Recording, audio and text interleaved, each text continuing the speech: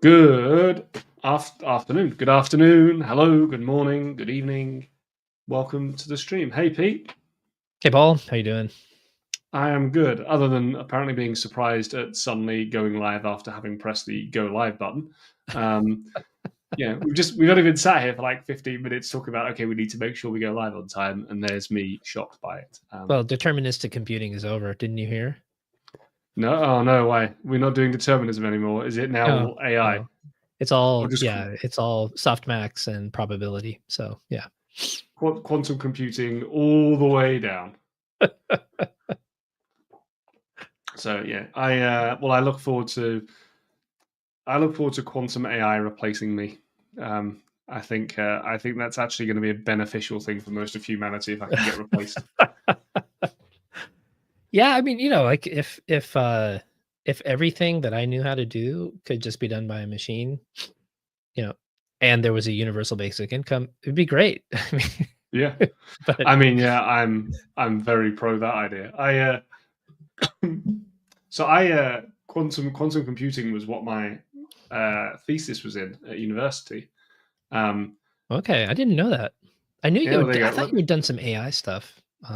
Yeah, no, I've done some. I like all the buzz terms before they're cool, and then as soon as they become cool, I'm like, I'm off this hipster train. I'm going back to the next big wave. Like I did at Dreamforce, I've done talks on VR. I've done talks on AI just before they were cool, and then so my next time I decide I'm going to apply for Dreamforce, I'm going to do like, here's how you build a text editor. Just something really, really kind of like old school that no one wants to do anymore, and I'm just going to make it cool before it's cool again. I'm like the hipster developer. Well, so I was listening to your podcast episode with Kier, and I was funny. Like as I was trying to think of this just a moment ago, I was like, I haven't talked to Paul this week. Why am I thinking he was talking about having built a machine learning neural network in Salesforce? And I was like, oh, it was on that Kier Bowden episode on your Cloud Bytes podcast. You shared a little bit about that. Yeah, Cloud Bytes conversation. So if you're watching, so welcome to the stream, everyone who is watching along with us. If you want to listen to the podcast, or if you're catching up later on, thank you for watching. But yeah, the podcast is probably linked below somewhere or around us somewhere, or search Cloud Bytes Conversations in your podcast player of choice. Or YouTube, right? You do have them on YouTube, don't you? Yeah. So if you're watching this on YouTube now on the channel, you'll be able to find the podcast on there. We have lots and lots of interesting people come on, and the idea of it is just to have a kind of hour or two's conversation with someone to learn a little bit about stories and get their experience. So we have an upcoming episode next week with a certain Mr. Peter Chittum on there, in fact, where we get to hear all about your background and stories. I was thinking about it. Like, if anybody really makes it like through that entire thing, like, I don't know. We'll see. The thing is, they're long episodes, right? Because I want them to be like this, like someone sat in a pub or a coffee shop with us, and we're just having a chat and shooting the breeze. I used to do a lot of, so the reason I got into podcasts at all was I used to have a job where, that's not the end of that sentence. I used to have a job. I used to have a job where I had to drive an hour and a half each way, 3 times a week. Mm-hmm. And that's dull, man. And I don't like regular radio. Talk radio is okay. Like Radio 4 in the UK is what I can deal with. Bit of LWC main sometimes. Mm-hmm. But like a regular radio, and I apologize to any radio DJs who are listening to this, but really irritate me. Like where you got some like overly hyped up 12-year-old on sugar, like be like, hey, welcome, it's good morning. And no, shut up. Play the music or go away. Like, I don't need your peppiness in the morning. Yeah. I like LBC. LBC as talk radio, I think it's really good because, in the US, talk radio is really, and was for decades, dominated by a certain political spectrum. And the thing I think LBC does really well is have people from across the political spectrum. Yeah. And I think that's how talk radio should be. And there's all kinds of reasons that I'm not going to get into why it's that way in the US. But I think I agree. Like podcasts are, I don't listen to a ton of tech podcasts, but I really like podcasts that get into like the human story behind whatever. The two tech ones I try and get to really regularly that are sort of pure tech are Super Data Science podcasts and Last Week in AI. And Last Week in AI can be like 90 minutes to 2 hours sometimes. But these days, like I'm not out and about enough, so I'm struggling to keep up with it these days. Yeah, I do my listening at the moment mainly when I'm cooking. Yeah, I do a bit of that. Yeah. So yeah, the when I used to have that job, the 90 minutes each way, I stumbled across a podcast called The History of Rome, Oh by wow, a guy yeah, called that sounds Mike cool. Duncan. And yeah, it's like 45-minute, hour-long episodes of the entire history of like Rome from its real founding, as well as the whole like Romulus and Remus story, all the way to like when it split and became the Western and Eastern empires. And there's 300 episodes or so of it, and it's one of the best that like reignited my passion in history. The guy did another series on like revolutions, where he did like 10 different revolutions from other worlds: the French one, the Spanish independence, English Civil War, and yeah. But that's why, that was why kind of the podcast for Cloud Bytes Conversations is as it is. Yeah. Is my view is if you're sat on a train or cooking or like, passively listening, as it were, it's like being there rather than, I think, having to kind of like really, really kind of pay attention to things too much. Yeah, no, I agree. I think that's it's a great way to sort of passively take in information. And I'm really impressed when I hear a podcast where purely verbally somebody has managed to describe something sort of complex and technical in a way that I can understand it better. I always think that's really cool. Somebody can manage that. You I don't know how many of the episodes of Cloud Bytes Conversations you've listened to, but there are some, for a small plug for it, there are some really, really great episodes. Well, they're all great episodes, but there's some where we've had people like Todd Halfpenny is one of my favorite people in general, but one of the favorite episodes I've done, because he and I started and we were like, right, we'll do an hour, and it's like a 2.5 hour episode, because Todd he's one of the best things about him is how much he loves things. Mm-hmm. And like that's infectious. And I and that's kind of what I've loved most about the episodes is like with yourself, like you and I. The fact that you're sat there being like, "What? But I haven't spoken to Paul this week, but his voice is in my brain somewhere." Like you and I speak and message a good amount, but the fact that, excuse me, the fact that you can have these conversations with people, and I could hear about your theatre studies and the different places you've worked, the different kind of jobs you've had, your views and opinions, because you don't get to sit down with someone normally for a couple of hours and be like, hey, give me 10 minutes where you tell me about like your thoughts on this, and we can talk about it. And there's somewhere like you don't, I want to say disagree with people, like you can exchange opinions and thoughts freely and openly on it, rather than it just being like, I don't like, rather than just being like, hey Pete, here's 10 questions. What was your favorite color? There's something to that as well, that the way that discourse in general seems to happen is that there's a complete lack of mutability once you've said something. Like, whatever you've stated is taken as like permanent. And so it just becomes a difficult place for people, I think, to engage and inform their opinions actively, which is kind of the exact opposite of what we do with this live stream. I mean, this live stream is literally just watching Paul and Peter learn something while we sort of smash through it. And like a lot of social discourse doesn't allow for that. And so I'm trying to do that more, I think. And I agree, like a longer form podcast and interview, unless you're a personality that's coming to bring a particular point of view and share that, having an opportunity to sort of listen and form opinions as you listen is something that it feels like almost a luxury these days. So yeah, I like that about that. No, I completely agree that everything's become a bit. There's a joke that I was looking for in the background. I can't find it, but the synopsis of it was, and welcome along to the stream for those just joining.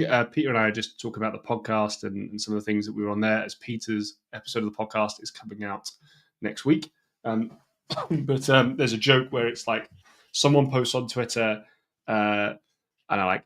Just had a glass of orange juice and really enjoyed it. And someone says, "Orange juice, huh? Do you not like apple juice?" And the guy replies, "Say like, I didn't say anything about apple juice. I just really like orange juice. What's wrong with apple juice? Why are you against apple juice?" And it's kind of that level. Are you an apple juice Nazi? Effectively, it sounds like it could be an XKCD like cartoon strip even. It wasn't XKCD, but it was that kind of tongue-in-cheek humor. Excuse me. Oh man, so true. Yes. Anyway, let's not go talking about certain platforms and whether or not people. I think we can skip that. Things. We'll skip on to that because today we are going to do something far more exciting.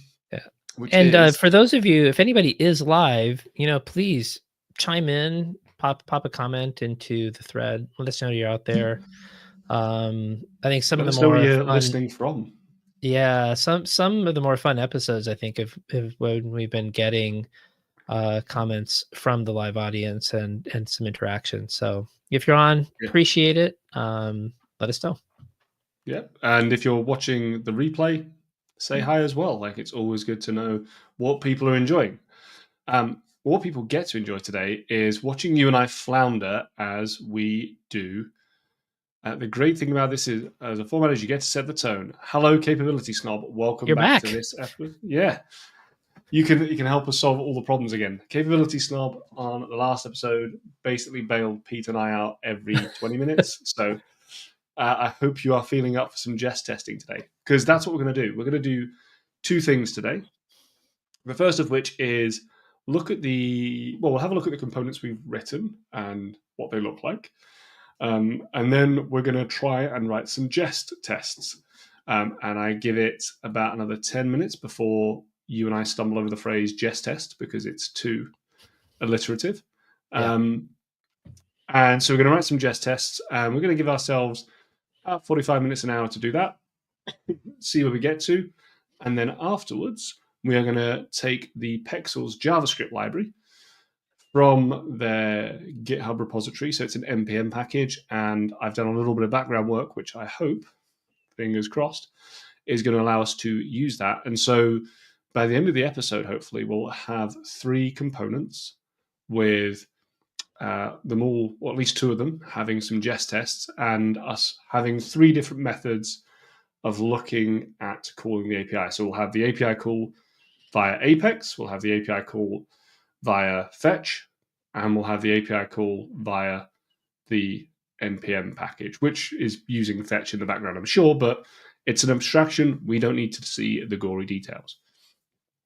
So with that in mind, Jest testing. So I'm going to open up the org that we're working in so we can see what we have built so far, just to remind people of where we are. So what have we spent the past few weeks doing aside from massively digressing? We have, these are pretty pictures. So what have we been doing, Peter? Sure. So, well, this has been a series actually, where we've been building kind of bit by bit, beginning with just how do you call an API with Salesforce? So that became an Apex class. We haven't gotten around. No, we've not done We've not actually done like a CLI plugin. I think we've been thinking about that as one of the directions we take this. But no, so but we were invoking it from the Salesforce CLI using anonymous Apex as a test, and then we incorporated that into a Lightning Web Component. Initially, we were calling our Apex class, which essentially kind of provides a proxy for the Pexels endpoint, and then and using the wire adapter to do that, as opposed to an explicit Apex call, which I think there's sort of another way of doing that. And then we then transitioned that to use the native JavaScript fetch API in order to make a call to the Pexels API. And for that, we also, mostly to abstract away in this environment, we have a sort of separate Pexels API key service component that all it does is returns the API key for the Pexels account that we're connecting with. And there we go. And we can actually see both components there on the screen that Paul has rendered, both presenting a picture from Pexels. Beautiful, beautiful. I've only just noticed that the name of this org is Data Speed as well, which I feel is kind of slightly apt when we were doing the testing at the end. I always loved the old Heroku auto-generated names were always like super chill. Yes. Oh yes, they were always very what was it, like a relaxing llama, and yeah, they're kind of zen feeling, right? Yeah. Did you ever go to the original Heroku office? Oh yeah, that was a fantastic office. Yeah, that had a very kind of like chill zen vibe to it. And then those corporate types from Salesforce turned up and ruined it.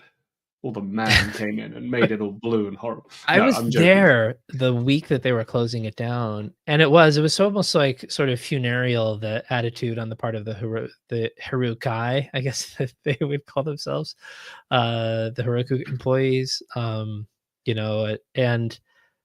I don't remember which film it was, but they had a movie night that I managed to be in San Francisco for. So like I got to be there for the last Heroku office movie night. But we used to use it for meetings from time to time. Like we had an like a all hands developer evangelist meeting for like annual planning one year. It was a really cool, fun office vibe. So yeah.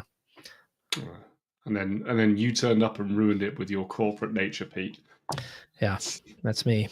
I can imagine you there with the suit and the braid. You're like in Office Space. What's his name? The manager in Office Space. Yeah. Asking for their TPS reports.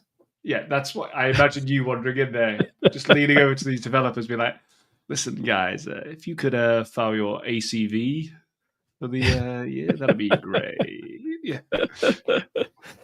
Yeah. Cool. Yeah. So, enough. Although their stapler was purple instead of red, so. Oh well, yeah. It's that's a niche joke for those that are Office Space fans. It is year end at the moment for Salesforce, isn't it? So it's it would be fun times. I was on a call with an AE earlier, and there were 4 people invited, and only 1 turned up because everyone else is running around with their head cut off like a chicken at the moment, trying to finish up that business. Yeah.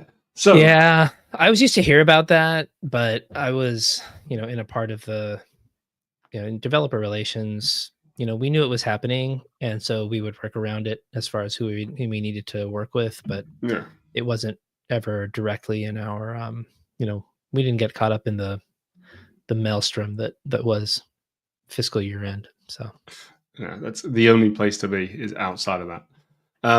Cool. So we have our setup like this, and if we hop over to our org, I'm going to zoom in a bit. That's okay. So let's have a look at our fetch component. So this is our fetch component. We get our API key. We have our connected callback. We make our callback. It is an async function, and it returns our picture data and puts it into our variable. And we also have the start because we are logging out how long it took when we were doing our little bit of debugging last time to see. Yep. So we want to write a test, don't we? So look at that. Let's spend. It's almost like they planned for us to write a test. Almost like they know what we're doing. So let's actually just spend a second talking about testing on Lightning Web Components, what you actually are testing, why you might want to test, and what is Jest, I suppose, is probably a good place to start. Yep. So Jest. Jest is a library for testing user interfaces. So if we go, it's actually a JavaScript testing library in particular, but here you go, you can see delightful JavaScript testing. And it's important here to remember that JavaScript testing does not necessarily mean web testing. JavaScript, as it rightly points out here, can be an Angular app or a React app, which is very much front end. It could be a Node app, which is back end. It could be an Electron app, which I know is kind of Node, but that's a desktop app. Yeah, there's all sorts of things that is meant by JavaScript for us to keep in mind. And so, yeah, Jest is a framework that allows us to go in, and write tests for JavaScript that are quick and easy to run and easy to mock with. And it's one of the coolest little tools out there. And I think it is. I don't think it's that old. When I say I don't think it's that old, I mean relatively speaking. I'm trying to remember when Jest was first developed. Yeah, there were some other JavaScript testing frameworks that were preferred earlier on in web development, which I can't remember the name of. But Mockito? I don't know. Let's Google JavaScript testing framework. That's exactly what I was about to do. There we go. We have top line Mocha. Yeah. Mocha.js. And there was Jasmine was the one that was used for Lightning components, Aura components, I believe. Yeah, I'm pretty sure we were using Jasmine in some form. But there was a testing framework that nobody adopted and used for Aura components. So Jest is, I mean, I don't think I ever wrote a test in. I don't think I even knew you could write a test in Aura. So you learn something new every day. So Jest is one of the frameworks. It's become very, very popular. I think one of the things I remember about it when I was back kind of first learning about Jest and Mocha and Jasmine, all these others, is that Jest is quite lightweight. And that I think it's quite lightweight and it works well with things that are doing a lot of DOM manipulation and kind of shadow DOM work, which is really, really important when you look at how the web evolved, because I think a lot of the, and yeah, this is me kind of guessing and pontificating, perhaps not knowing necessarily this is accurate, but a lot of the other frameworks were really kind of developed when JavaScript's usage was more, you're using jQuery or you're using a few other bits. They weren't really built for these kind of reactive frameworks like React and Angular and Vue and so on and so forth, or even Node itself. So yeah, I think Jest kind of came along and came out at the right time to say, I've learned from everyone else. Here's what I think we should do, rather than it being a case of, following a pattern and having to be the first to do it, if that makes sense. Yeah, and I think the thing that when I think of Jest and the value it brings is, for a long time, my experience with UI testing was basically Selenium, where you would essentially fire up your browser and start shooting URLs at it, and then you could execute like what got rendered, which means like you need a server back there, and like you need the whole infrastructure of your app stack to essentially run a simulation on the live front end of the application. And where Jest, on the other hand, is entirely running on the developer's file system. There is zero interaction with the Salesforce server. And so because of that, there's a couple of things that need to be put in place so that a Lightning Web Component can feel and behave as if it is being rendered. Things like we need mock APIs for things that would represent server calls, and we need to essentially simulate the rendering lifecycle and the destruction lifecycle of that component so that if there are lifecycle hooks, in the process of using your component, that those are also tested. And by lifecycle hooks, should we clarify that maybe? Yes. Yeah. Well, we mentioned them last episode. We did, didn't we? Yeah. So you're absolutely pop right. I quiz remember time. that now. Can we remember what they are? There was connected callback. There was disconnected callback. There was. Come on, Peter. I've done 2. I'm waiting for you to get the other 2. I thought I'd leave them there for So you. easy to neglect. Unit testing on the front end, end-to-end tests with Selenium and Puppeteer are useful, but you usually got plenty of tests in the back end. So you're going to model less. Yeah, I totally agree with that. And that's a good point. Like, we're really talking about unit testing in this, and the nice thing about a component-based structure, as far as the source code of your JavaScript, is that you now have units that you can actually test that are more clearly defined than like sort of a monolithic bit of JavaScript that you might have had with something like jQuery, for example. And I think, the other interesting point on that is at an ISV where I used to manage a couple of products many years ago, we had a full suite with Selenium, which was the only option back then. It was before Puppeteer was out and everything. And like Selenium at the time was it, and I think still is, was very XPath driven. Okay. So if you are, for those who are not familiar with XPath, it's a way of kind of, if you look at HTML on a page, HTML on a page is a subset of XML, is the correct way of thinking about it. Yep. So you can kind of go down the path and say, I'm going to go from the HTML element to the body element and yada, yada, yada. And that is very, very descriptive and very helpful. But going down and having to kind of write that was not as easy as one would hope it would be. And also there was a problem with Visualforce that IDs were not always stored when you sent them down. So you'd get different IDs on the page. And so there's all these kind of things that made it difficult to kind of work with. And so I think one of the other benefits of something like Jest is not just that obviously now you are working in a componentized framework where that's important, but also that you are now able to interact with the kind of component and page layout using JavaScript and the DOM, which is what you're used to doing anyway. You can quickly say, get this, get me this element, check that it exists. That's what I want it to. You know what I mean? There's all of those bits and pieces that you can do, which are really, really important for you, and just make it far more productive as well. Programmer productivity is a key thing.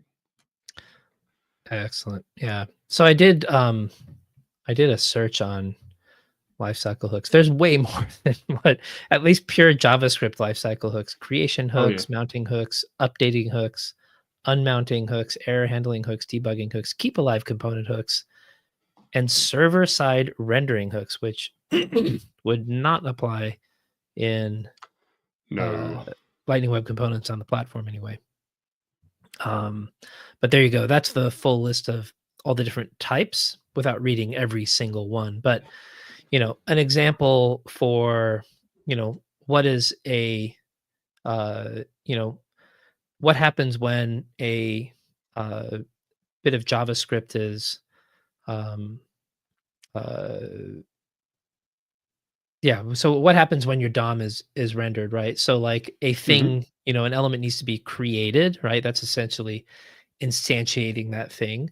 Mounting it is then adding it to the DOM. And so there's certain things that happen in that process that, if you run uh if you run some logic in a creation hook, the DOM won't be available, for instance. And so what you actually need to do is, once the element is mounted to the DOM, then execute that. Yeah. And yeah, so those are the kind of things where if you have specific logic that's executing and those specific lifecycle times, if you are accessing that bit of JavaScript code outside of a browser, which is what Jest is doing, you need to simulate that browser experience or that DOM. And so there's a feature called JS DOM that gets used for that in to come back around to the point Yeah. No. in Jest. So yeah.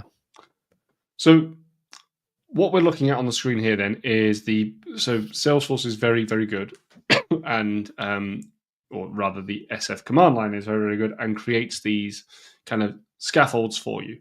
And so at the top here we've got our import, so we have to import create element from LWC, unsurprisingly. And that allows us to have the create element method that allows us to add elements onto the DOM. And then we are importing our component from our component namespace. So with those imported, we are going to run our describe. And so the describe kind of tells us what we're testing overall. It's not a test, it's kind of the component that we are testing. And it's a closure for those who are unfamiliar with this syntax, which is just saying we're going to run this function every time. And this describe keyword is effectively going to be looked for by the test runner to say we're running this, and then we're going to run the tests underneath. Because, as it says here, our JS DOM instance is shared across all of our test cases, we need to reset the DOM. So after the test has run, we're going to go away and we're going to remove the first element on the DOM, which is always going to be our element we created and added on. Okay. And that just means that we have a clear test area to start with every time.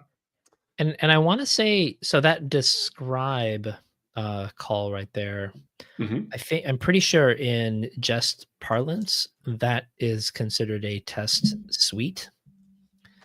And Yes. then within it, and this is one I was trying to look this up, but I never found the answer to this. I just didn't get to it. And that the it call there's also in just a test call. Yeah. And I'm not sure what the distinction is between those two things. They both seem to be a single unit test in the context of Jest. Yeah. But it looks like it maybe is more used in the context of a describe, whereas test, like if you're going to write a test suite, where the entire suite is just like a single test file, you just write a whole bunch of tests, for example. That's kind of what it looks like to me, but I didn't get a comprehensive answer of that. So I think this is one of the few things I did dig into earlier. So describe is for a grouping.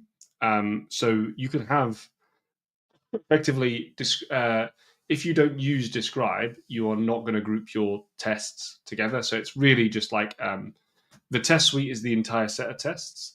The describe is kind of like what we would have as a test class in Apex, but it's actually from kind of BDD parlance. So in BDD, in behavior-driven development, you would do if, then, when, I think it is, if I remember correctly from my BDD kind of overview way back when. If, then, when, BDD. BDD, given, then, when. So BDD, behavior-driven development, Okay.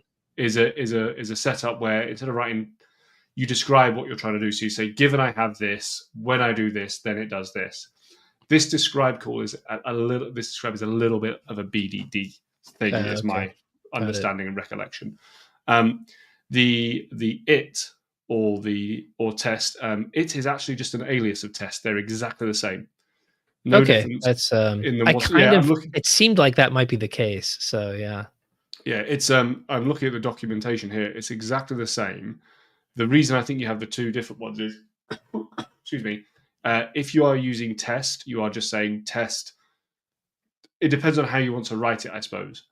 So you could say, I am describing my my image fetch component, and then you might say, you might have test.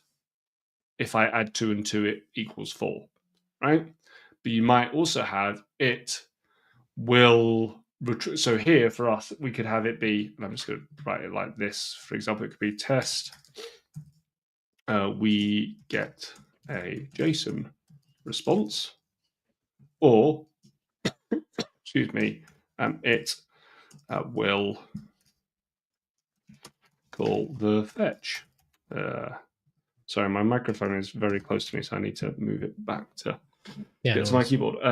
Call the fetch API. So it's just two different ways of using the nomenclature, I suppose, or describing it to see how you want to write your tests out, so that when you get your output. But there's actually no functional difference in them. So you can use them interchangeably. Like if I have a test in a describe or an it in a describe, it all works the same. Should do, is what the documentation's saying. So because in the playing around with Jest I was doing on the lead up to this, in the little project I created, I was essentially just going through their sort of quick start stuff and trying to do some variations on it and trying to understand certain aspects of it. I think I ended up with 4 or 5 different test.js files, but all they had was just, there were a few functions in them that I was, using to have some code to test on, or some, logic to test. And then I had a bunch of test calls.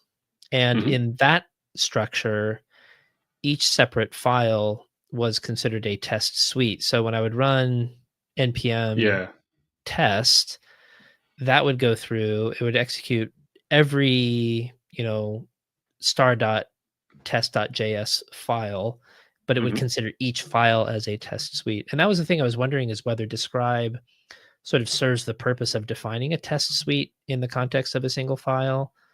But I could also see how, so some of the things we're going to get to in a moment, there are lifecycle hooks to the tests themselves, right? So before and after your test, or before all of your tests, or after all of your tests, if there's something that you need to do to do setup, just like we would do in an Apex test, there's some ways to do that as well. Yeah, I mean, the way in which I have seen Jest tests used like this. So I think what we've got to be aware of here is that this is the Salesforce view and version of this. Right, yeah. And what they've done here is, so Salesforce is saying that because we have these very distinct components, we're just going to, the documentation for Jest makes it clear you don't need to have describe in there. You can just have test or it. You're grouping them here. So we could, if we wanted to, change this to say describe component inputs, describe component API calls, describe, and then have multiple kind of groupings for us that would allow us to have different tests grouped together in different ways for the purposes of us visualizing them or keeping them grouped. We're going to, for this, we're just going to follow the Salesforce view of like you're testing this component. So we just keep things at the component level, but it's really, really just grouping it for how you want to do so. Cool. So what we are going to do is we're going to write a test here. Now our component here is a bit of a rubbish component to be using for this, because we don't really do anything with the DOM. So if we look through the component here, what happens is it gets added to the DOM and gets connected. As it connects, we record the start date. We then we make a call out. We make our call out, and all that does is it pings this picture data onto, or pings this data into our picture data variable, and then we say congratulations, and our HTML is simply putting that in as our image source. So we actually do no DOM manipulation. We don't have any inputs, we don't have any buttons. We're just doing quite a simple thing here. So just a little note here from Capability Snob as well, around you can nest them too. Yes, you can nest describe, so you could have a component, and we could have underneath that, interactivity tests, rendering tests, ordering tests. If you've got a series of complex components where you may be adding and removing child components, that's where I could see you really grouping them. And I think I didn't close the loop on this when I was talking about this earlier, but like if you had a certain common setup between 3-4 different test cases, grouping them under a describe, and then using a sort of before all sort of thing could work. And then you could have like a separate describe for a different sort of state that you're testing across several different tests. So yeah, that makes sense. Definitely.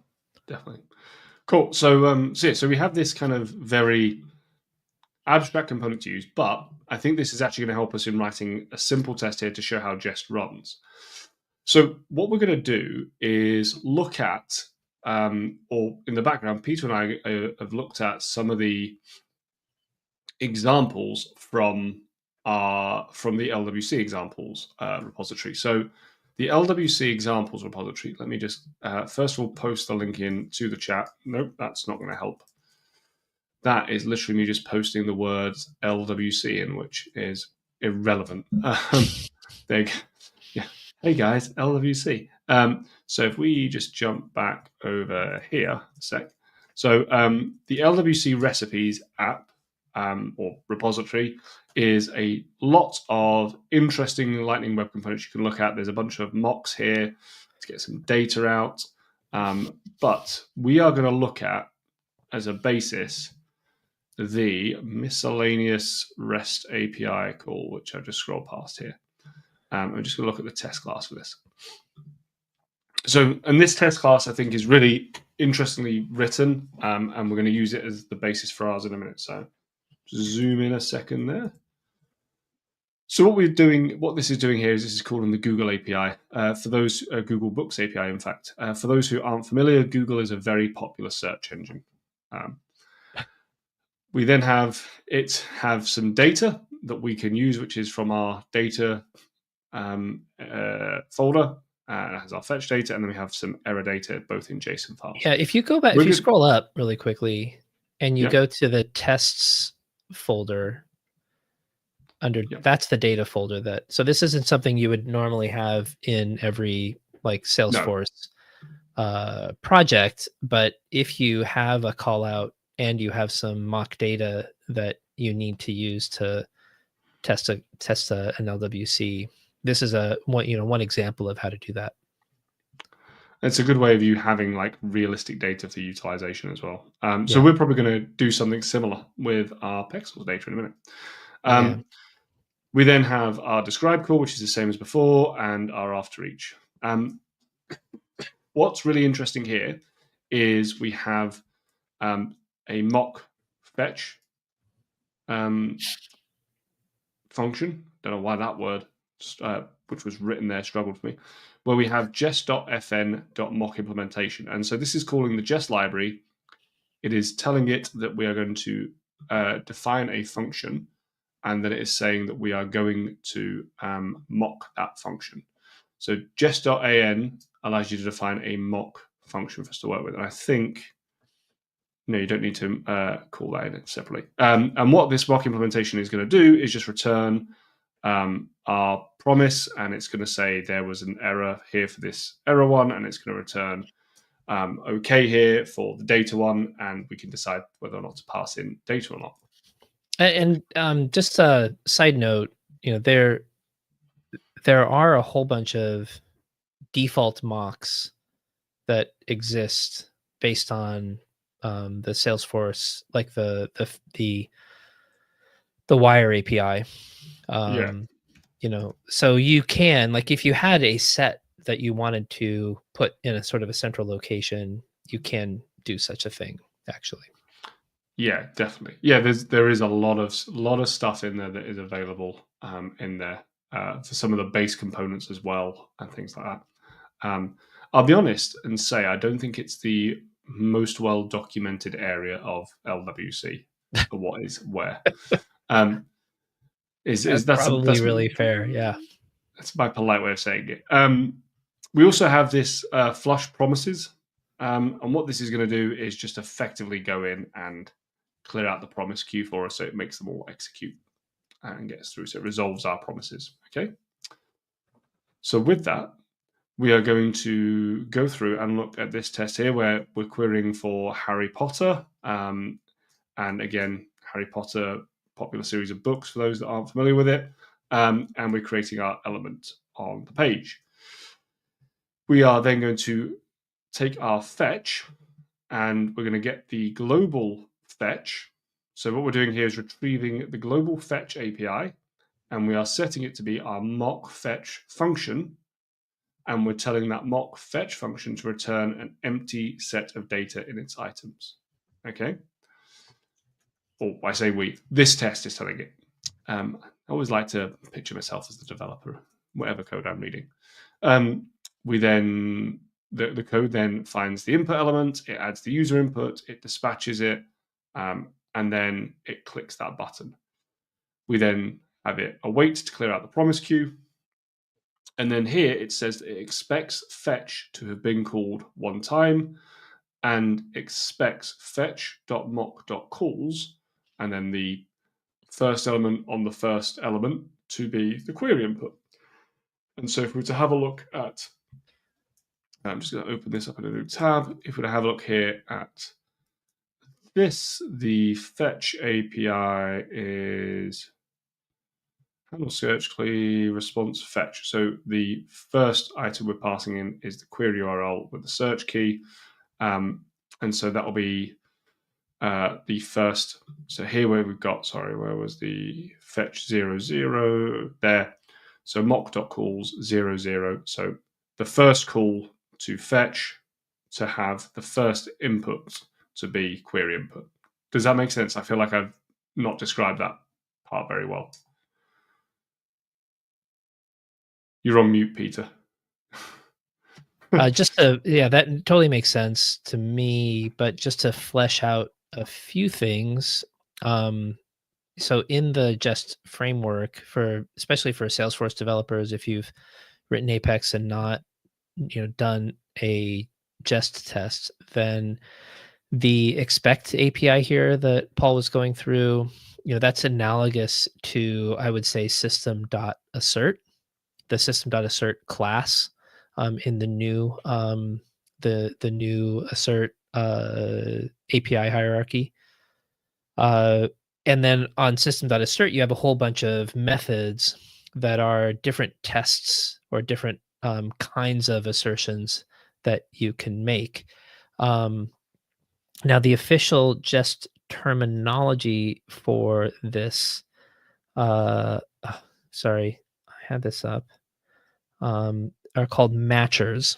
So in the Jest documentation, there's an expect JavaScript object, and that expect JavaScript object has all these different kinds of matchers that it's a lot more rich than Apex, but to me it kind of looks like, the reason for that richness is because of the variety that exists within JavaScript and the variability. So for instance, one of the ones that really jumped out at me is there's one that I'll see if I can find it. Oh, you know what?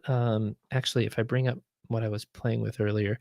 So so for floating point numbers in JavaScript, there's some weird things that happen when you perform maths on float points, and especially in decimals. So like if you do a 0.1 plus 0.2, you get a really weird number in JavaScript. It's 0.30000000004. And that's just because of there we go. So yeah, this close to matcher is a way that you can do a deterministic test on this sort of weird numerical output that comes from adding 0.1 plus 0.2 in JavaScript. So my point being that look at these, like, depending on what you're actually trying to test and assert. If there's what seems like a weird case and you're trying too hard, look again. There may be something that suits your particular use case that you're actually trying to test or assert.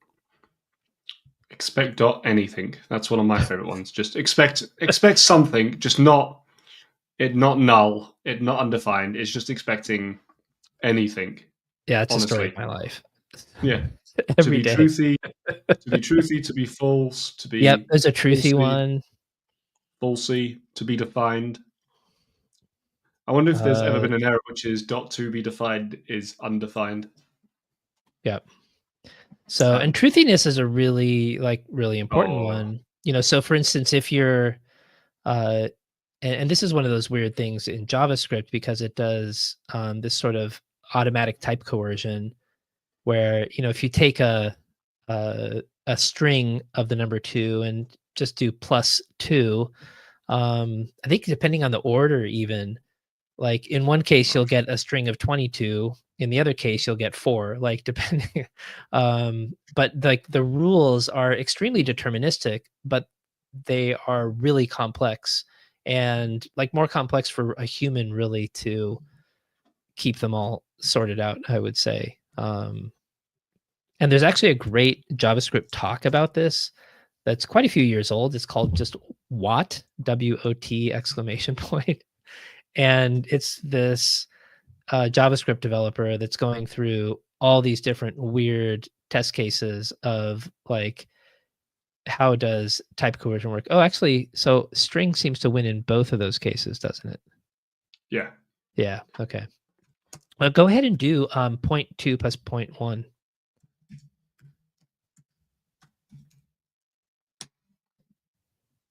Yeah, there we go. Oh, JavaScript. Now, and this one also with Annie He, who's a former developer evangelist from Salesforce, she and I did a talk about like sort of weird number things at, I want to say it would have been Dreamforce 2019. She and I did that talk. How do you spell Annie? A-N-N-Y He, H-E. Weird numbers.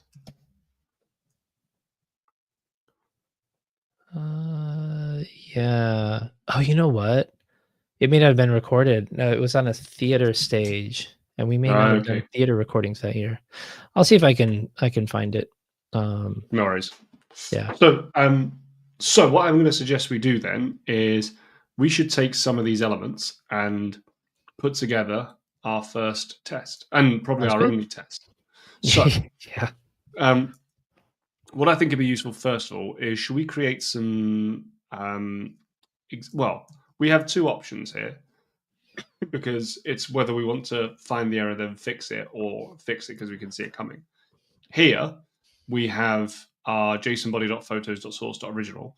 This will error if we don't return any data, because it's gonna, dot photos on JSON body will be a null pointer effectively. So do we want to do this preemptively, and then we can return an empty object, or do we want to always return an object that is somewhat like what we would expect from Pexels? Oh, well, I would probably return the like from Pexels, but I was sort of curious as just a first go to just run just now and see what came up. So we need to do, so to run Jest is slightly different to running other things. I don't know if there's a run. No, there isn't a run command on this. So what you have to do is open up your overly clouded terminal. Clear will clear that out. There we go. And we're going to type in npm run test unit, runs unit tests on Jest. If you want to, and this will just run, I think this should work. Run test, let's run all the tests your project. Oh, there's 2 commands. Do you want to save the JS file there quickly? Yeah, I don't think I've changed either of them. Yeah, I don't think I've changed much to either of them. Let's run the LWC, the SF command, because that's probably easier. That is not helpful, Salesforce. So it is SF Force Lightning LWC test run. This is going to run all of the LWC Jest tests in our org, which given, or in our folder structure, which given we have it. So this is a good start. It's going to go away and install everything that we are missing. As I have mentioned before, I have not done a lot of this sort of testing before. So, no SFDX LWC Jest executable found. Interesting. Right, what are we missing? Have I installed? Let's probably do that. We copy this. Nope. Just copy. Let's run the test setup and make sure that we have everything installed. Oh, wow. npm install save dev. Unable to resolve dependency tree. Ooh. What is going on here? Have you run npm install on that directory at all? Well, I'm sure it's done it earlier on. Okay. But it should have done it when it's set up. Yeah. Resolving Salesforce app 1. Is there a problem with... These are upstream dependency issues. While resolving Salesforce app 1, found ESLint plugin could not resolve dependency. Huh.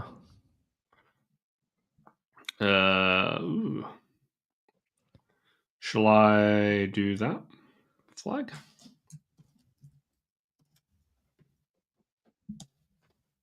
See if that works. It's worth a try. One of the many, many hellholes of dealing with JavaScript and NPM.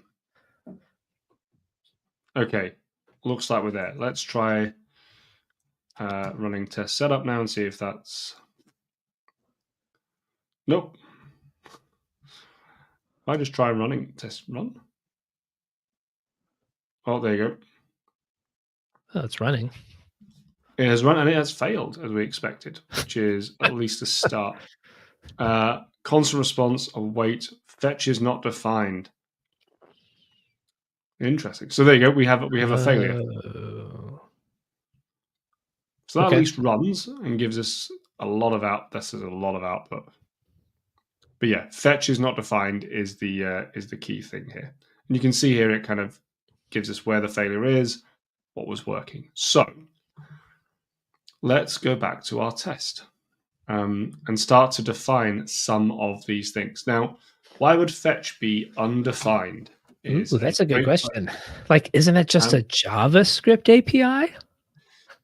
It is, but we are using fetch from the window and the browser, which we do not have. Are you saying that we need actually something that's going to act and behave like the browser? We pretty much do, yeah. Yeah. So what I'm going to do is let's first of all just whack this. And even if it was there, like, would we want to call it in the context of a test? No. Yeah. I would assume not. So I'm just copying across some of that code that we looked at a second ago for the promise resolution and for the mock fetch. Okay. Now, what we need to do in order to kind of get us past that error is go down here and on at this point, I think it would be, is add in fetch as our global fetch usage. And then I'm going to expect fetch to have been called one time.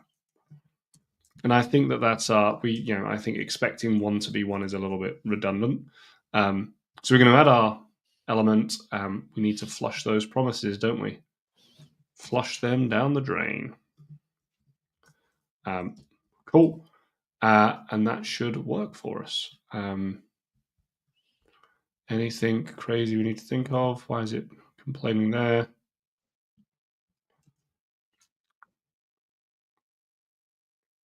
So I don't know why it's not going to deploy that.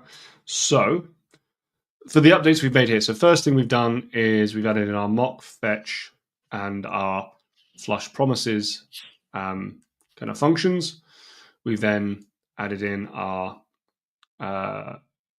use of that mock fetch. So we've said our global.fetch method.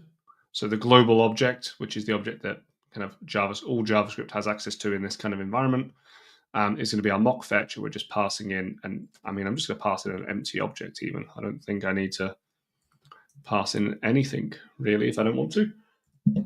And then we have our action. So you add the element, we flush our promises, and then we run our assertion. Does it seem all good? Seems like it. So let's run our tests again and see where the error is now. We scroll up a little bit. Bum, bum, bum, bum. Oh, it's going to be unexpected reserved keyword await. Why is Salesforce able to do it and us not in there? Oh, that's interesting, because I looked at that and it is set. It is an async function the way that's written. It's written as an async function. Yeah. Thank you, capability snob. So on your anonymous arrow function, on I need it to be Good spot that I missed that. Good spot. There we go. That is what we need, isn't it? Cool. So if we try running again.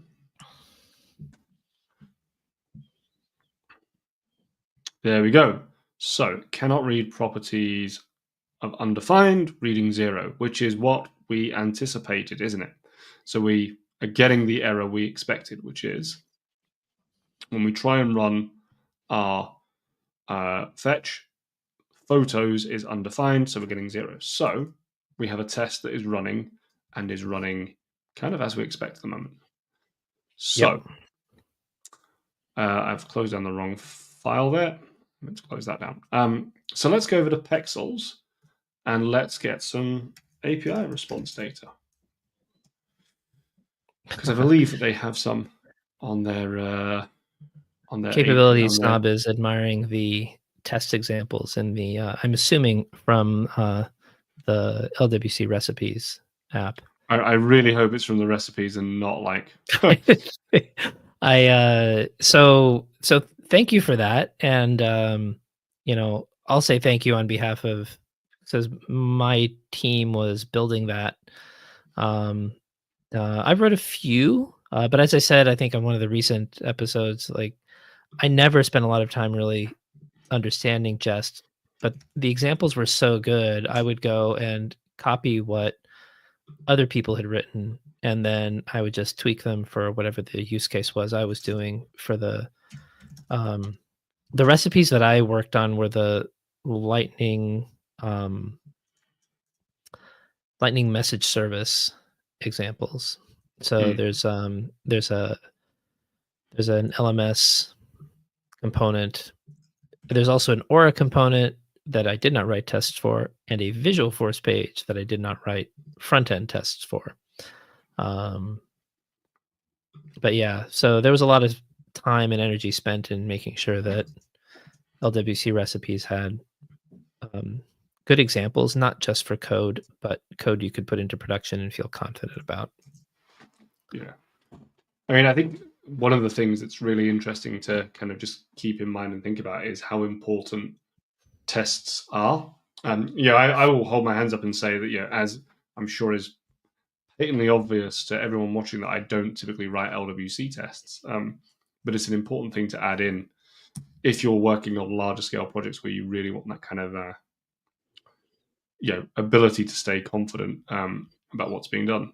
So Yeah, it's interesting because Visualforce was all server side. Visualforce tests were basically you were testing the Apex controller. That was the only reason you ever wrote them. And like we both observed, I don't think anybody ever wrote Aura component tests. No. Oh no. So there we go. So we have our. What's interesting? So do you want to see something interesting? The display image one. So we've got our Pexels API key is failing. That's fine. We expect that. Our display image fetch test is working, and so is also our display image one, although there isn't anything really doing in that. What I'm finding funny is that here, in the Pexels API one, we are getting this error because it says to do test case generated by CLI command, which I'm sure is what it would say in the other one. Is it not? Yeah, it says the exact same thing here. So why would it error? Why is it erroring on the Pexels API one? Is my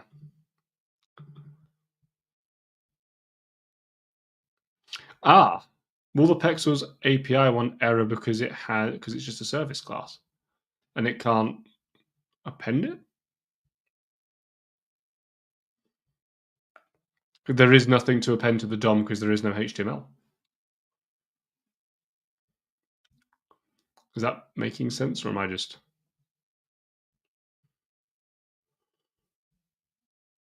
You're on mute, Peter. Sorry, that's why I'm. That's why I was confused. So yeah, as a service class, I would think it would just be treated as a chunk of code.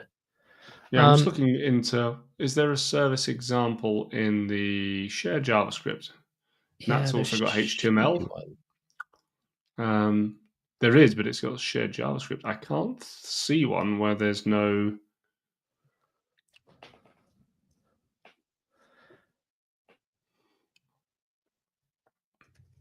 Let me take a look and see if I can find. So there was a moment in time where before Lightning Message Service existed, there was a component called PubSub, and That's still on there. it's not. It's an empty Okay. folder. Well, that's annoying. Because I was the one who removed it, and so it's archived out there in a repo somewhere, and it's referenced in the markdown file in that folder. Mostly because we didn't want people to go looking for it and find nothing. But once LMS existed, we didn't want people using PubSub, and so if they went looking for it, we wanted to make sure we signposted. Actually, there's a better way to do this now. So that makes sense. But yeah, there is no service component without a HTML thing. The only one I can see is, where did I see it a second ago?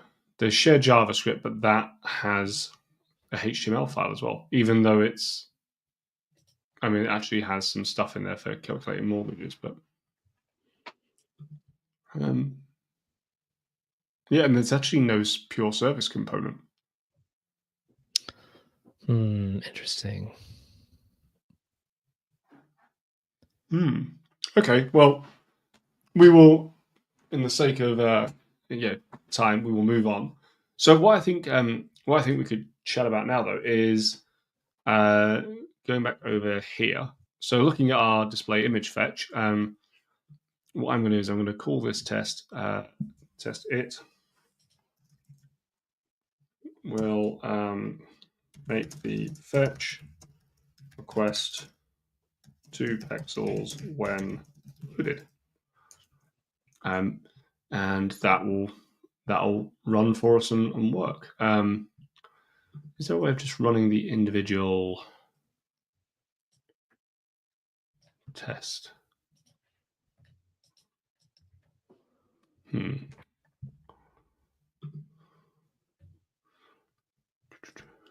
wonder if there's a plugin that allows me to do that. Anyway, I'll rerun the tests quickly. We can just, and tell you what else I'm going to remove is just that console log, because that's just whacking out so much data we don't need.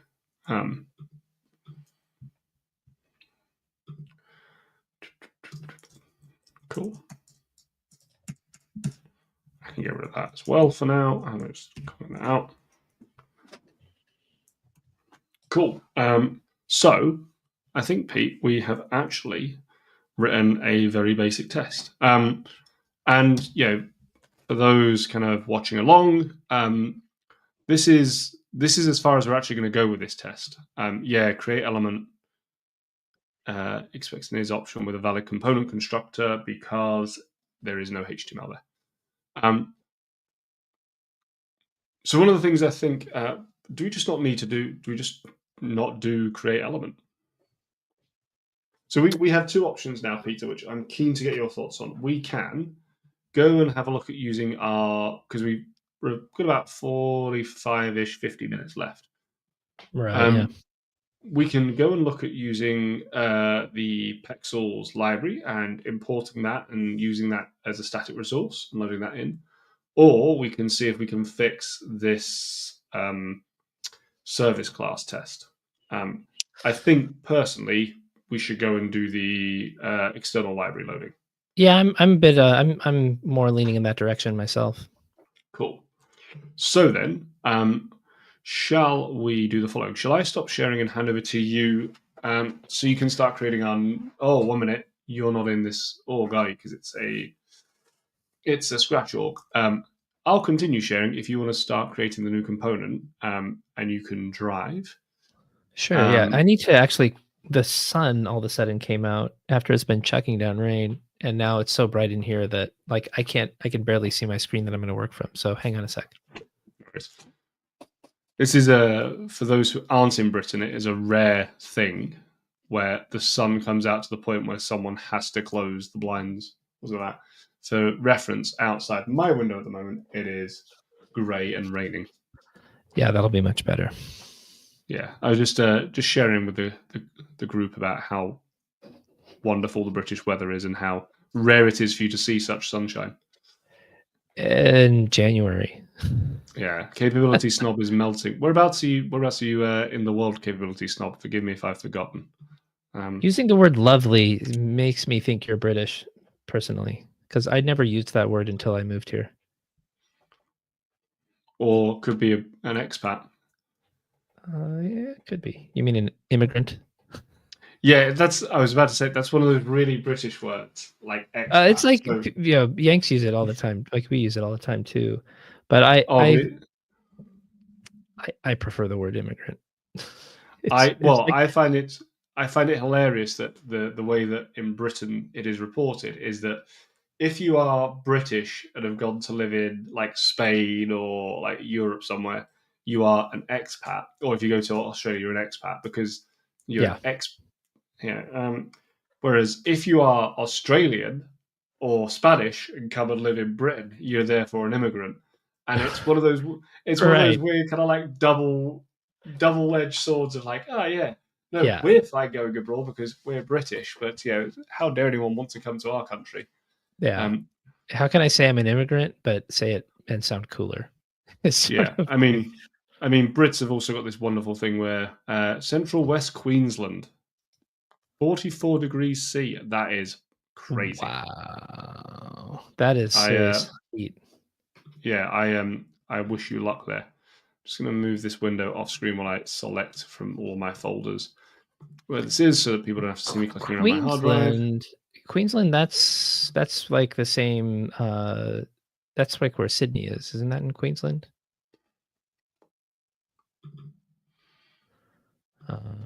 Or do I have that wrong? I know Victoria is where. That's where like Melbourne is. Anyway, or is Queensland north? That might be. Oh yeah, New South Wales is Queensland. Is New South Wales is Sydney. Queensland's north of Sydney.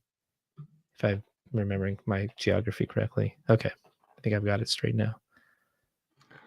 44 degrees, man. Anyway, Well, I hope you have some air conditioning or a cold drink or something like that. Sydney is New South Wales, which is south of here.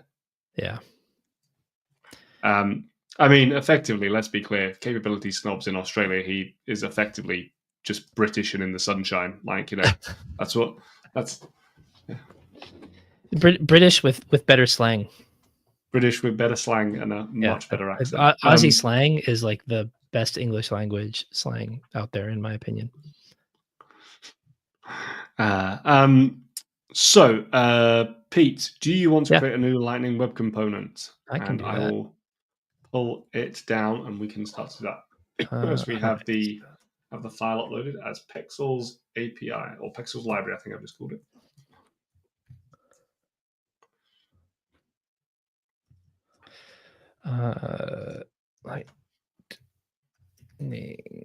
No, I'm not seeing any SFDX commands for some reason. Okay, Would you like me to create it? Restricted mode. Okay. Manage trust. Okay, now SFDX. Now, for some reason, none of the. So I'll create it, and then you can start. Oh, never mind. Now it's coming up. Okay, so Lightning. Oh, what the heck is going on? There's something really weird going on with my live sharing. Oh. And for whatever reason, the command palette, like I'm just not getting any. I'm getting the SLDS plugin.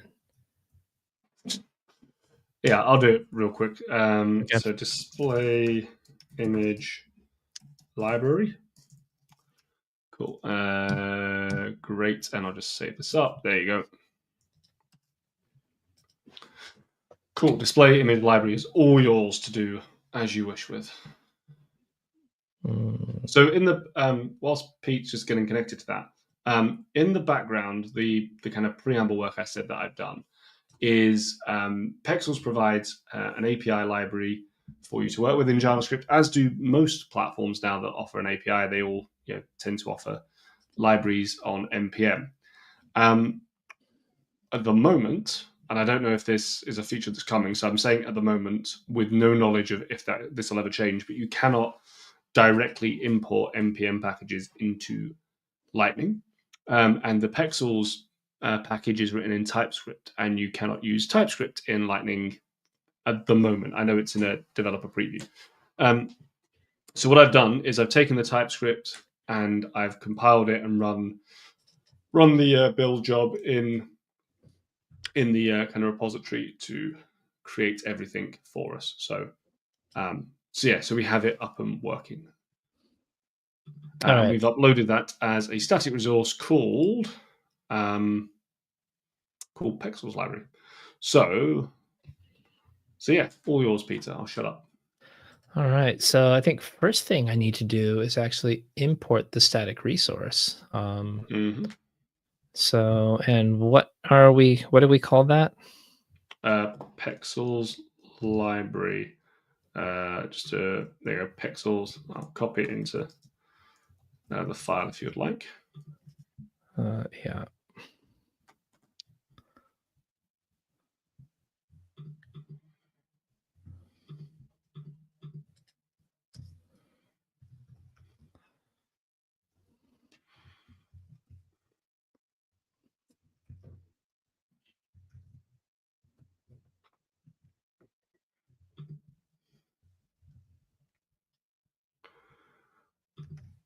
It's not going to help me, is it? No. Doesn't want you to have it easy. Oh. It's at Salesforce, isn't it? Yeah, it is going to be. So I'm just looking at things. You want at Salesforce, resource URL / Pexels library. Okay, so there I've got. What I was just going to say is, could we change it to be import pexels rather than pexels lib, and then it's just Sure. going to follow the documentation a little bit more closely for those that. Yeah, sure. Yeah. Okay. Yeah, that makes sense. Okay. In fact, what we might even want to do, Pete, is just import create client from pexels. So let me just show you on screen real quick. Am I going to do that in like a? I'm going to. That's a property of pexels. Yeah, it's the default. It's one of the exports. Okay, so if I do that, but I call it. So create client. Perfect. Yeah, that's what you're after. That is what we are looking for. Okay. Thank you greatly. I'm actually this is starting to come back to me. Mm-hmm. It's not happy with that yet. Modules only support default imports. Oh, interesting. So maybe we need to just get it, and then it will be pexels dot create client from that. So maybe we were right beforehand, and I'm I think I've just gone a bit too giddy. Still not entirely happy. Yeah, that's worked because we're not using it, so that's why it's whinging now. Right. Okay. All right.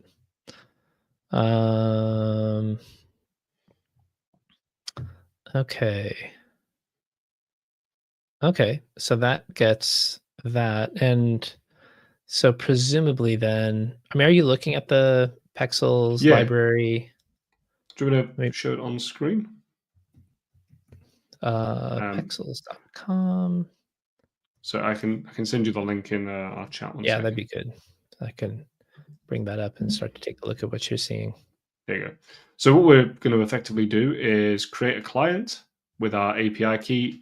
You want to import from our service component, and then we're going to do our query, and that be it. Okay. Oh, I see what it is. We did we do search, or did we get? We're doing curated photos. It's slightly different, but we're going to do curated. All right. Why is that not coming up? Give me a second. It's okay. There we go. Okay.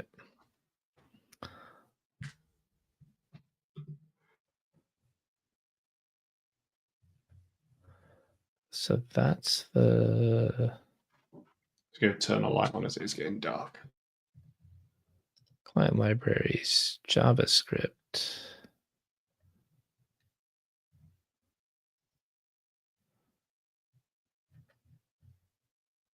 API docs.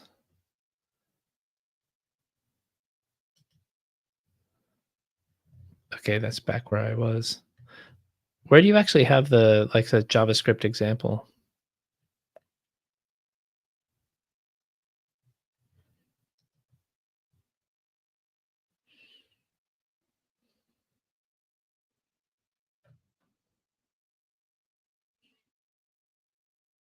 Pexels API documentation.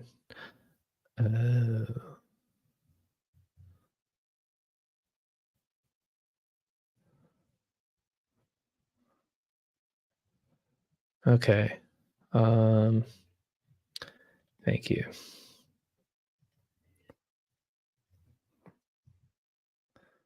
There we go. Okay, so if I do, so I'm also going to need our API key. That'd be good to do. So let me just copy that import from the fetch example.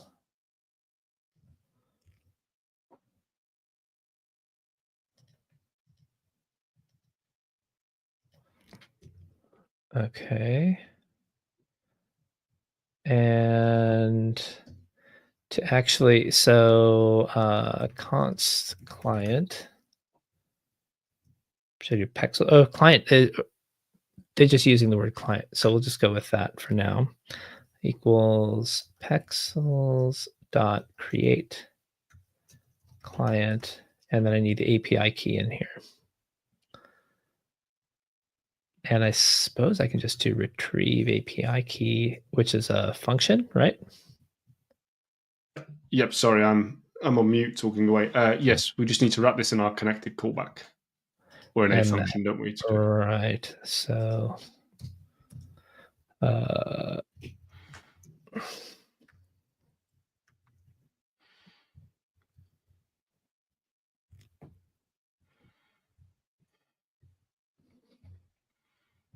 Yeah, retrieve API key is just a function, which is good.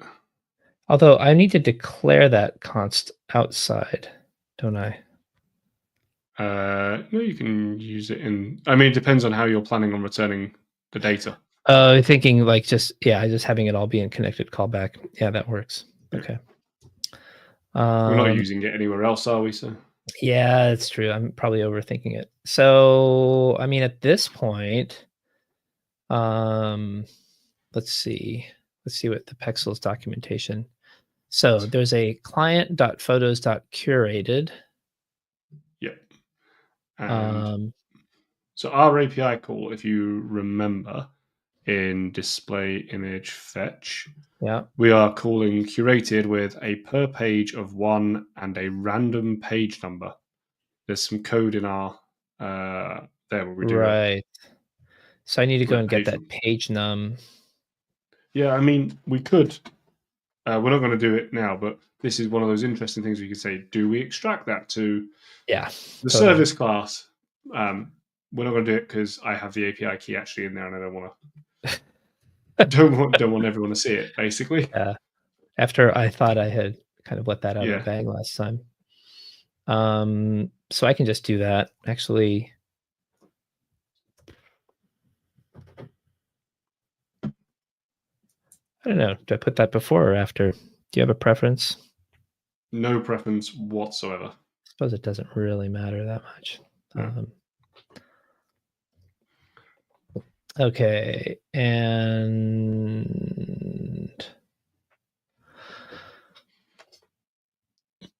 okay, so it's using the promise and a then with an anonymous which I function.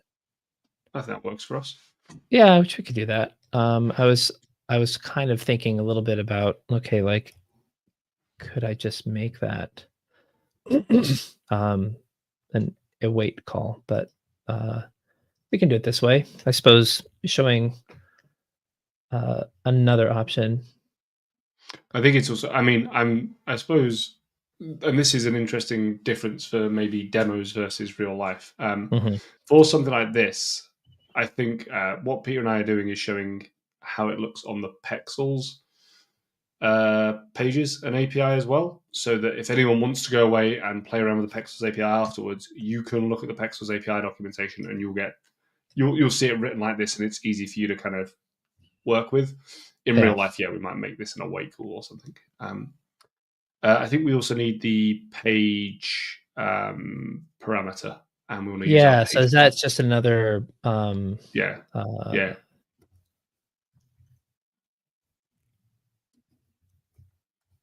Oop. Perfect. That, I imagine. And then what was the other thing I was thinking a moment ago? Oh, I'm also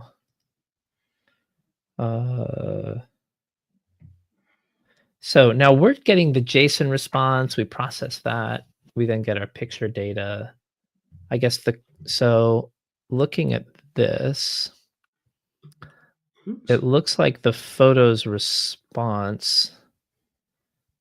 So I think the response comes back and has multiple items, but we're just using the photos part of it. Right. I see. Yeah, okay. So I'm seeing that now. And so that's because we're getting one, so we still have an array. Yeah. Definitely forcing me to think on my feet here. So I think what we want to do is it's going to be something like photo 0 src original. That's it, I think. Yeah. There we go. Okay. And we're going to set that to so I'm going to need a picture data. So up here. Yes.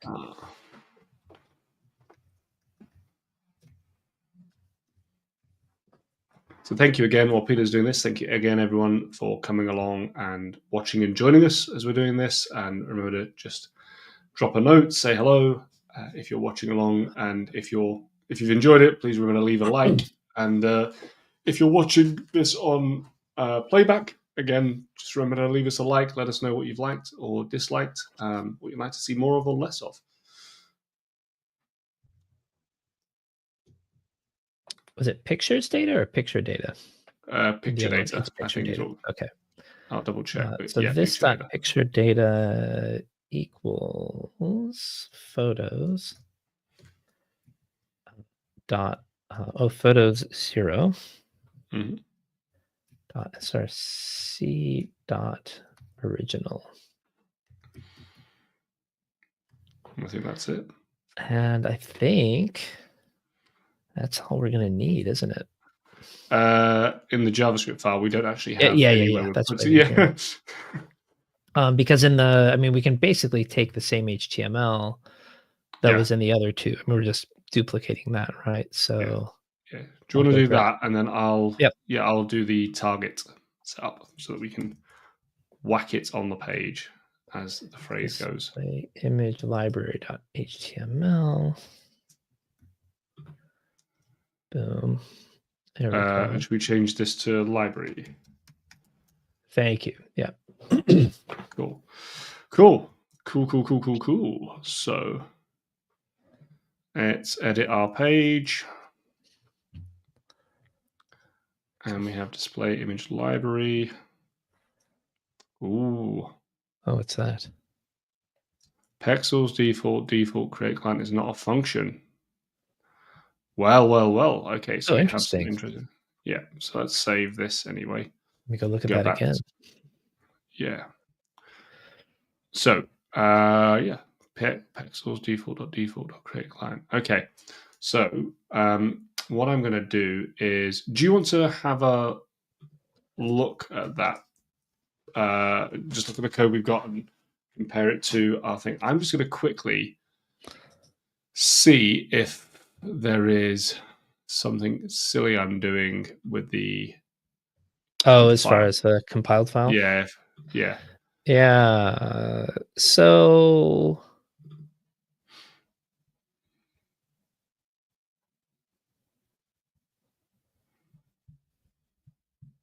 that's really, really wild.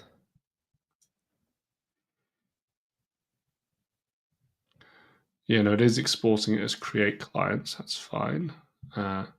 Just check on my one; it's still doing that as well. It almost makes me wonder if. No, I've got the wrong job. This is all me. It's all your fault. Yeah. So on the static resource here, I've uploaded a JavaScript file, which I suppose I can show us. Which is this, but as you can see, it's got the source mapping, but it is not actually returning, it doesn't have any default modules exported. So it won't be there for us. So what I need to do is edit this, and I'm going to upload main.module.js, and this should, in theory. So what did you use to compile? A pen and a paper. No, I used just a build command that was in there. So there was just a build command in the Pexels piece.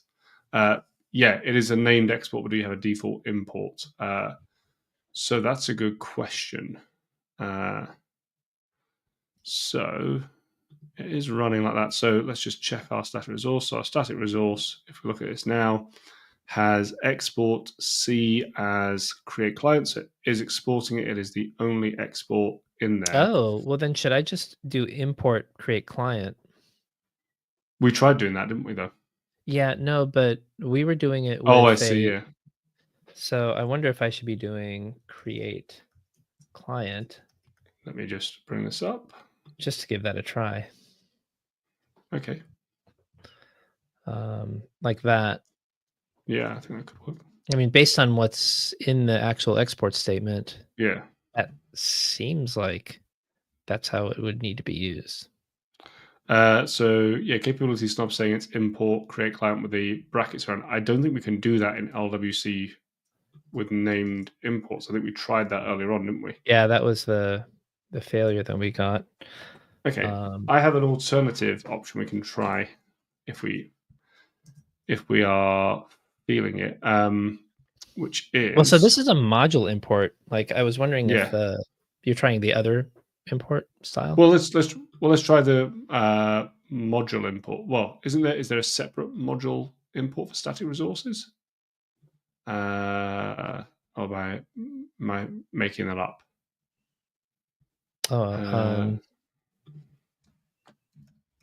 No, I was thinking like the common JS import syntax instead of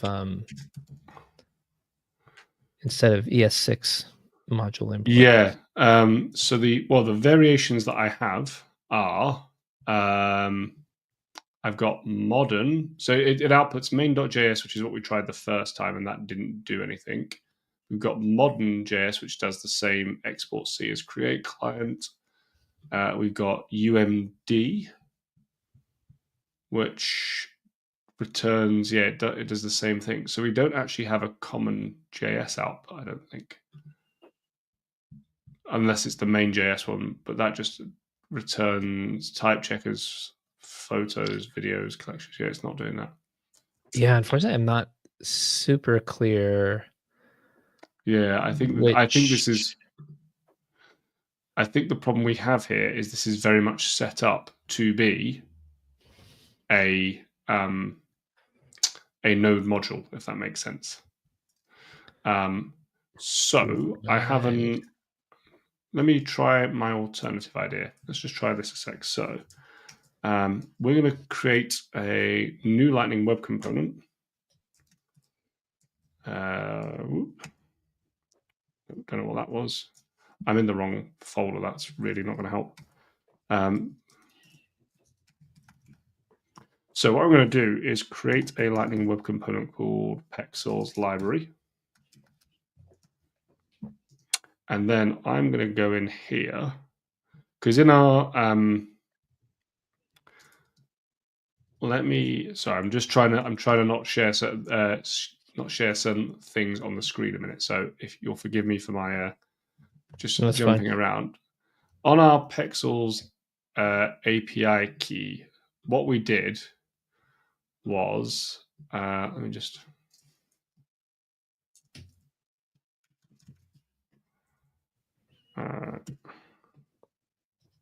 We did the following. Don't save that. We did the following where what did I just call this Pexels library? Where there was we just had a default export, right? And then we were able to import that and it worked beautifully. So what I'm thinking we do is we take the module JS that we have, which is in here, and we just whack that in there, and that will have the default export of create client. And then we can import that in the same way as we did before. So here we can import create client from C C/Pexels library. And I think that might work. So I think this is just one of the nuances of using a very specifically set up node library and trying to use it in the wrong way. Okay. Ooh, different error. Require is not defined. It's because it's using require as well. It's importing things, which we can't do. Yeah, so that require statement was what I was thinking, like attempting that. I don't know if that works in LWC. It does not. So if we go here and find the require statement, so it's requiring isomorphic fetch. If I just remove that require though, I wonder if it will just use fetch.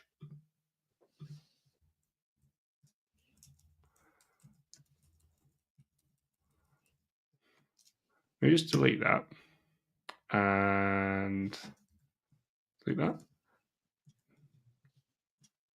Yeah, it's fine. And isomorphic. Cool. And because I imagine that the fetch, it's just using a fetch. All right, let's just try this. If not, this is a dud, and we'll finish there with a dud. This is what experimentation is sometimes.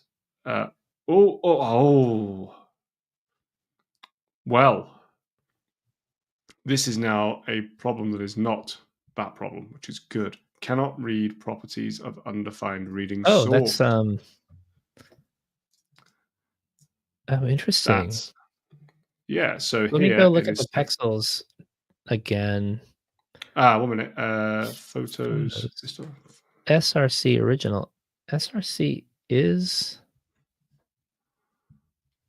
supposed to be a property of a photos element in that array. Should we do the good old console.log? Yeah. Let's see what we got.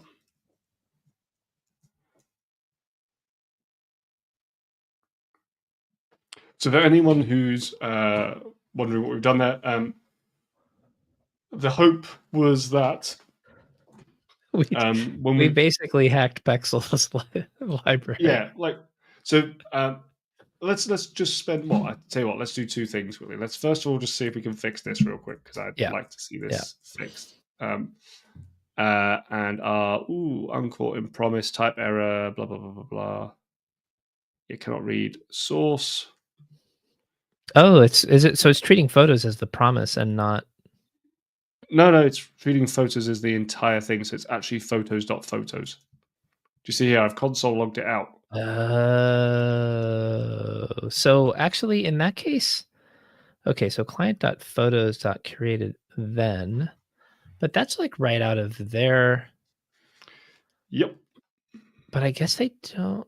So client.photos.show. They don't actually show that they're doing anything with it. So I think it would be okay.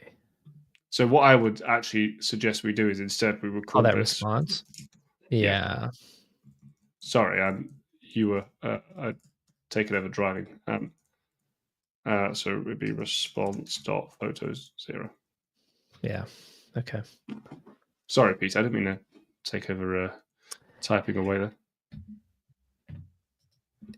No worries. You're busting up my mojo, man.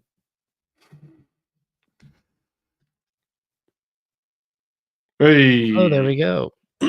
I feel like we've gotten that one on the left before, or one very like it. I mean, how long can we get? So that's a new game. How long can we sit here? I mean, one day we said we were just going to do GeoGuessr for an hour. Now we just said sit here refreshing the pages, we get the same pictures. Cool. So, I mean, that's quite useful because we have about 15 minutes left and we've got this working. So let's maybe talk through what has happened and what we've done today. You mean besides we've stumbled our way through getting something to work again? Yeah, I mean, but I think we've actually shown a few interesting things in this second half, in particular, of getting something to work, and some of the fun of dealing with JavaScript. So let's talk through the test we did first of all. So what have we done? What have we tested? We wrote a little test for our display image fetch, and when I say wrote a test, we really tweaked the existing one. So our test now has which, let's say you should, because they basically give you a test that will work for an empty component. Yeah, I mean, you stand on the shoulders of giants. Do that. Don't sit there and have to come up with everything yourself. So what we've done is we've written a test. We've got a mock fetch implementation in there that returns some data we tell it to return. We've got our flush promises in there, allows us to kind of flush the promises out. And we've written a little test that just says we expect that if we send our call out, that fetch will be called once, which is what will happen when we make an API call. I don't think there's anything super crazy clever in that, which is awesome. So we've got that working, which is nice, and it's run and it's passed. We also stumbled into the fact that for the service component, we can't write a test like this because this wouldn't work. So I'm gonna just do a quick detour straight away because I'm that kind of guy. But I wonder if we do this here. I tell you what. Let's do it on the Pexels one. So let's just do that here. So this one, we're going to remove those. Okay. And what we're going to say is I'm just going to assert. And what do we actually have in the Pexels API key? Sorry, people. This will make sense in a minute.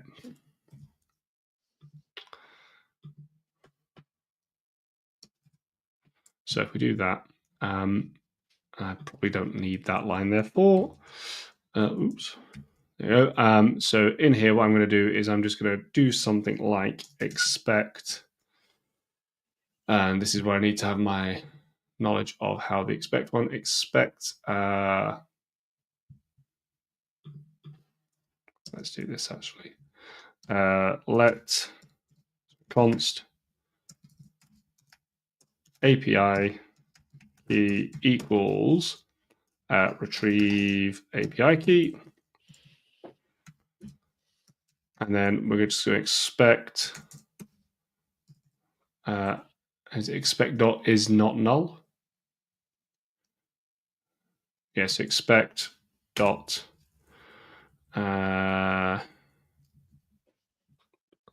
not. Isn't there one that like is not null? Sorry, I'm just so dot not.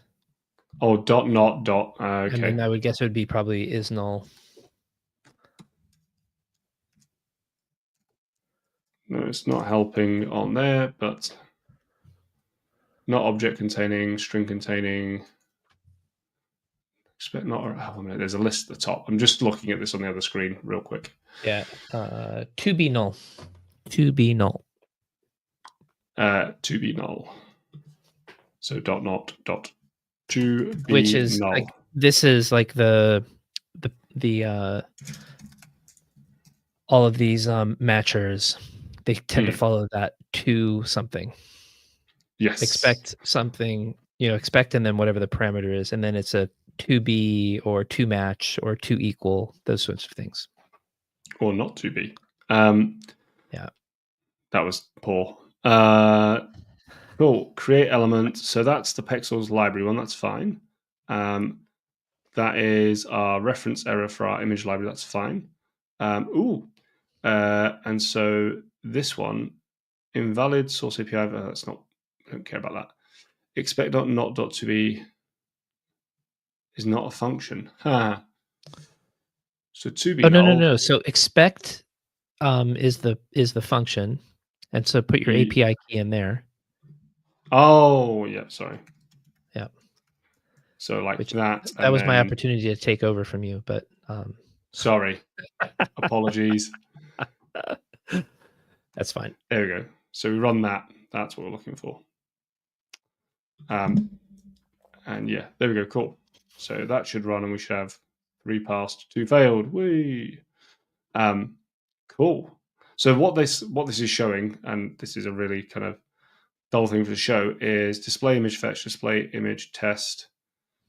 Show the successes. Pexels API key dot test. So what it's doing is this test is just checking that it returns an API key that is not null, and we could remove both of those imports there because we don't need them.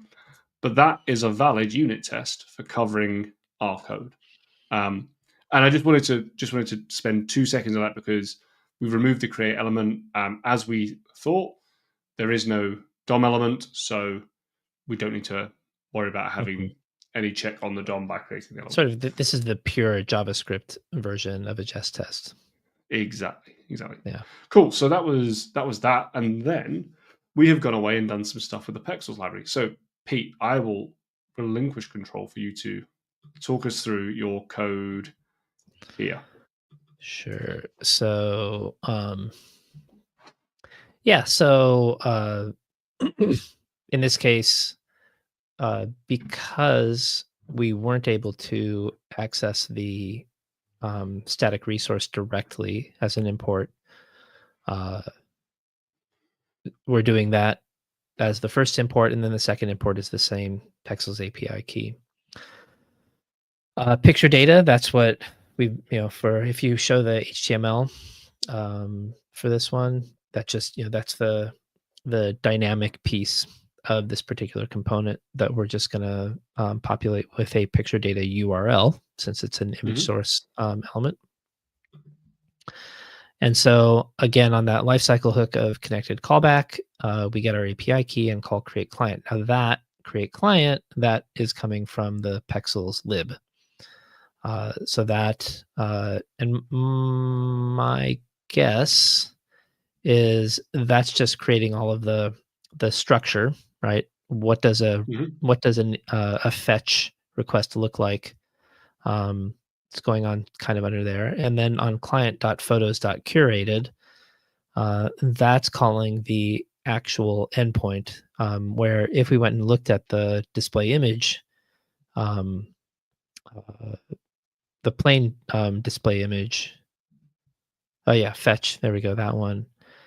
So, where we're doing that fetch call and, sort of manually setting the headers with a JavaScript object, presumably the way the library is structured, it kind of puts all that stuff into place. And then if we go back to display image library, on that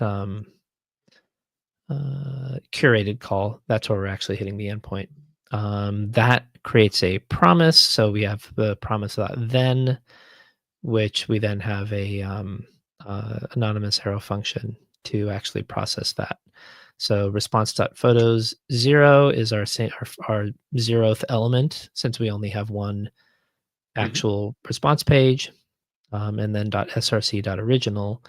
I don't know, Paul, if you still have that API docs up to show. I do, or I also have here the data, so we can just see a response. Oh, there we go. Yeah. So photos is an array, and so that array element has a src, which then has an original property, and that gets us our URL. Ta-da. Ta-da. Cool. So, yeah, we've covered. I mean, first of all, well done us. We've covered what we expected to cover today, or wanted to cover today, which is a rare treat that we haven't just kind of got to a point and banged our head against things. And yeah, we had to fudge the Pexels API library a little bit because it didn't have a common JS runtime, and so for those watching back, I would say just watch that little section because I flipped through it quickly. But all I did was create a service component, put the module JS in there, removed the reference to isomorphic fetch, I think it was, which is just another version of fetch, but really kind of had the require statement in there. Require is a JS, it's common JS in it, module manager, I think require, if I remember correctly. But it required something. It had a reference to require, which we don't have available to us. The phrase "it required require" is a bit circular, and so we needed to remove that reference. And so you will see as well, I did a quick search for isomorphic in there to see if there's other places we need to replace it. So, bit of a fudge, not really what we were hoping to do, if we're honest, but it worked, and that is kind of the key thing for us. It's really fascinating because I'm a bit curious as to why, because the require was complaining in the tests, right? Or was actually in the it was on the browser when we were doing it was on the component itself. Okay. Yeah. So yeah, we just don't have the ability to load things in like that, unfortunately. So Yeah. So such is the way. We will push this stuff up to GitHub without the API key again. I keep on having to make sure I remove that. Capability Snob made a good point that it would be good to have a little assertion maybe to say that the source parameter on the source attribute on the image tag is not null. We could do that as an additional test in there. But we wanted to just kind of wrap up, I suppose, this first part of the kind of story with the three different options. We've seen making the API call out via Apex, we've seen making it via fetch, and we've seen making it via a library wrapper. And those are three things that achieve exactly the same outcome, but have benefits and drawbacks. Pros being for the Apex one that we were using named credentials, it was all abstracted us, it was really quite good on that front. Downsides being that we're going via Apex and it is a bit slower, especially for this instance where Salesforce doesn't need to know about it. The fetch, quite nice and quick, quite easy. I mean, the code here is very lightweight, but we have rolled it all ourselves. For an API like this, worthwhile doing, quick and easy. If you were like going for, I don't know, if you were doing a much bigger API, that would be a lot more work. Say you were doing like the Salesforce API and we're doing multiple kind of things on it, you'd want a library, which is where you might use like Force.js or something, which takes us to the library option we did for Pexels, which was good because the code was already written. We didn't have to worry about any of the internal machinations of the request and responses and things like that. But equally, we did have to do a bit of jiggery pokery, I think, to get it working, would be fair to say. Is that a fair summarization, would you say, Pete? Yeah, I think so. I don't think I have anything really to add to that. I think I want to call out Capability Snob's last comment about having an assert on the element that's been rendered. Paul and I talked about this before we hopped on the live stream, and I would say in this instance, because all you're doing is setting the data that's then just going to be set into what's essentially a source tag or a source attribute on an HTML tag. I would say in this case there is no DOM test. Where I think you're absolutely right though is anytime a change in a property in an LWC changes what is actually rendered, or actually changes, adds a new DOM element, removes a new DOM element, hides a DOM element. I totally agree. Like those are things you want to test for. We just didn't feel like this in this really simple DOM instance. No. We didn't feel like there was a worthwhile test. But yeah, it's could be debatable. I'd certainly be open to that. Yeah, I think there is a really big kind of conversation there around like what you want to test. What are you really testing, and what is useful to test versus just testing everything for the sake of it. Definitely as a principle, part of the reason you are doing these tests is to test pieces of the DOM that are and aren't rendered at different points in time. In fact, there's even a snapshot feature of Jest if you want to make sure that the DOM hasn't changed because of some data change, where you can basically take a snapshot, run your logic, and then compare that to a new snapshot. There's a really cool feature I was reading about there. So, yeah, it's still I think my big takeaway from this is there's it's the thing where you sit down with an agent at some point and go, "Oh, your component isn't rendering at all." Pretty much, yeah. So I think my big takeaway is that I need to definitely look into Jest some more. I'd love to do some more testing on some of my own pieces for sure. Yeah. But yeah, just to see if there's any pieces where you can add that security in, and yeah, just get better at it. But cool. Yeah. So we're going to be back in 2 weeks' time. So, and we're going to move on to the next part of our arc.